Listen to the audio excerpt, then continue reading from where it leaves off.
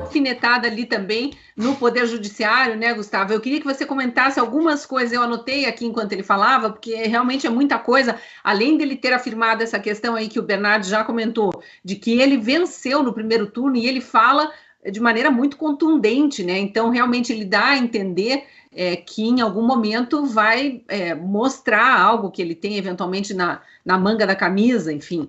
Mas ele lembra ali que ele fez um governo, vem fazendo, né, um governo absolutamente técnico, que todos os indicados para primeiro e segundo escalão, ele fala ali com o presidente da Caixa, com o presidente do Banco do Brasil, lembrando que em outros tempos foram palcos de absolutamente corrupção de cima a baixo, todos os gerentezinhos da Petrobras lá levaram seus 100 milhões de dólares, como aconteceu com aquele Pedro Barusco, que só ele devolveu 100 milhões de dólares, quer dizer, o que dirá as diretorias, né? Mas ele fala também, que eu acho muito importante, dos vizinhos do Brasil, sem citar nomes, mas é aquele país comprido, né? O Chile, o país logo acima, ele até cita da fronteira com Roraima, Venezuela, e ele fala, inclusive, aquele vizinho do norte que está tentando desarmar sua população, e lembra que o primeiro passo de uma ditadura, antes dela se implantar, é desarmar a população.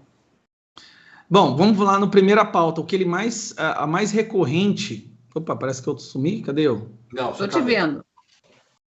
Então vamos lá, mas eu não apareci na tela ainda, tudo bem. A imagem está minha aqui, mas eu estou te ouvindo. Lucas, coloca o Gustavo aí na tela para a gente poder acompanhar o Gustavo falando. O ponto... Faz assim, eu falo, você mexe a boca, Cris, aí fica parecendo que é você. Foi lá, pronto. Falhas técnicas, vamos lá, vamos lá. Acontece para as melhores famílias de Londres. De todas as pautas que ele tenta levantar e trazer para a consciência do coletivo, né, do ideário coletivo, a mais recorrente é justamente essa questão dessa corda que está cada vez mais tensionada com o judiciário brasileiro, em específico a nossa Suprema Corte, né, constituída quase que exclusivamente por membros escolhidos pelo PT. E tem um discurso que no discurso dele ele sempre fala assim que o cara que estará na frente das eleições é o mesmo que soltou o maior bandido do Brasil e o colocou como elegível para candidatar, que se referência ao Fachin. Eu acho que a partir de hoje esse discurso dele não vai poder ser dito novamente, porque se a situação estava ruim, ela ficou pior. Hoje o TSE elegeu Alexandre de Moraes como novo presidente do TSE. Então, a partir de agosto não será mais o Fachin, porque existe uma regra que um membro do TSE só pode ficar 4 anos, né, do STF, só pode ficar 4 anos no TSE, e esse prazo vence agora no final do mês, no final de julho. Então, em agosto, nós teremos o Alexandre de Moraes à frente do Tribunal Superior Eleitoral, que pode decidir quem é e quem não é candidato, quem ganha e quem não ganha, como são feitas as eleições. Se antes era o cara que soltou Lula e o tornou elegível, agora é o cara que está fazendo de tudo para prender Bolsonaro. Aquele mesmo que abriu os inquéritos ilegais, que mandou prender um deputado federal, que coloca Bolsonaro em tudo que é tipo de inquérito, de ofício, sem consultar ninguém, de uma forma inconstitucional. Uma pessoa que já está claramente, e nem tenta esconder mais, até a imprensa sabe disso, coloca como o grande opositor ao Bolsonaro, inclusive lhe dando direito a capas de revista, como a muralha que parou o Bolsonaro. Essa pessoa, Alexandre de Moraes, será agora o presidente do TSE. Então, se antes a situação estava ruim, agora ela conseguiu piorar exponencialmente. E partes do discurso dele, apesar de serem recorrentes, ele é como o Bernardo falou, ele está aumentando o volume cada vez mais.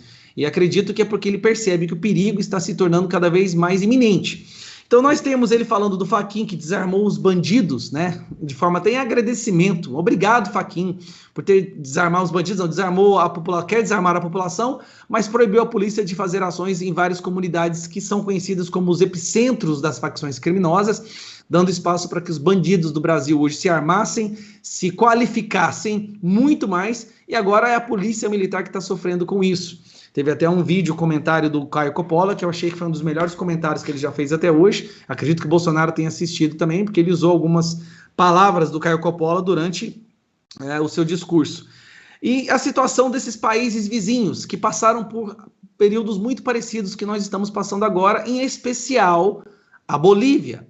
Na Bolívia, até a OEA admitiu que houve fraude nas eleições. Então, não é uma coisa que nós, bolsonaristas, estamos falando, ou a direita radical, não. A OEA admitiu que houve fraude e não aceitou reconhecer o Evo Morales como presidente da Bolívia. A população se insurgiu nas ruas desse país e aquela mulher, que eu esqueci o nome agora, foi eleita, se colocou como presidente. Como que é o nome dela? Janine, alguma coisa que está presa, né? Janine Áñez. Janine Áñez. O que aconteceu? Evo Morales, como tem dinheiro no bolso, controle de todo o narcotráfico, do narcoestado que se transformou a Bolívia, volta ao poder com seu proxy, que é o que está eleito agora, né? E tem o controle total da Suprema Corte, que mandou prender essa pessoa, assim como outros membros do alto escalão das Forças Armadas da Bolívia. A Bolívia, o povo da Bolívia foi para as ruas, conseguiram salvar o seu país, mas o sistema foi mais forte e retornaram o maior líder do narcoestado que o narcoestado já teve, que é o Evo Morales. Aí nós temos o Gabriel Boric no Chile, né, que já está com uma rejeição em torno de 68%, com 4 meses que ele foi eleito, que é impressionante. O que me chamou a atenção é porque ele ganha a eleição nas urnas de forma democrática e em uma semana como presidente, ele já tem uma rejeição de 52%. Como isso é possível? Não tinha nem dado tempo dele abrir a boca e fazer qualquer coisa, como com a pessoa eleita numa sexta-feira, no domingo, e no domingo seguinte ele tem uma rejeição maior que a aprovação, sem nem ter feito nada. Assim, é difícil de entender. É complicado entender o que está acontecendo com as eleições na América do Sul. A impressão que eu tenho, e eu deixo bem claro aí aos nossos censores, o novo DOI-CODE moderno hoje, a impressão que eu tenho é que a esquerda perdeu o apoio popular, porque a internet serviu para mostrar as entranhas desse mecanismo nefasto, podre, diabólico.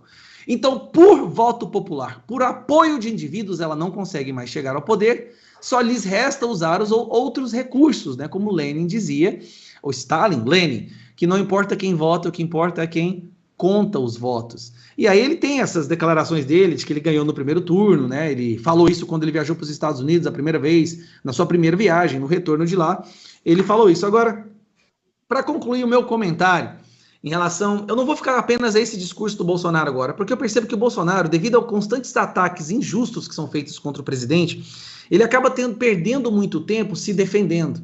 E aí não sobra tempo para falar do que ele vem fazendo. A gente tem que aprender isso com a imprensa internacional.